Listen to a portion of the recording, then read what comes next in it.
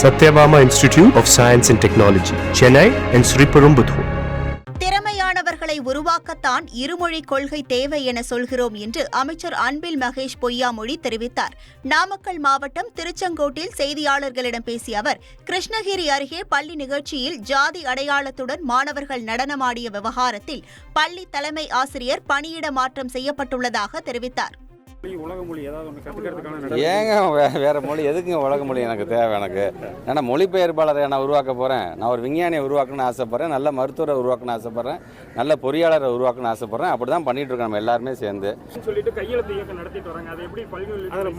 கல்வி நான் என்ன சொன்னேன், கல்வி இந்த பிஸ்கட்டை காமிச்சு ஏமாத்து, இந்த ட்ரெயினில் பிஸ்கட்டை கொடுத்து ஏமாற்றுவாங்க தெரியுமா, அந்த மாதிரி வேலைலாம் செய்யக்கூடாது. உலக மகளிர் தினத்தை முன்னிட்டு மதுரை மாநகர காவல் சரகத்திற்கு உட்பட்ட மகளிர் காவல்துறையினருக்கு ஒருநாள் அனுமதி விடுப்பு வழங்கப்பட்டுள்ளது. மதுரை மாநகர காவல் ஆணையர் லோகநாதன் இந்த அனுமதியை வழங்கியுள்ளார். இதன் காரணமாக காவல் நிலையத்தில் பணிபுரியும் மகளிர் காவல்துறையினர் உள்ளிட்ட அனைத்து பெண் காவலர்களும் மகிழ்ச்சி அடைந்துள்ளனர்.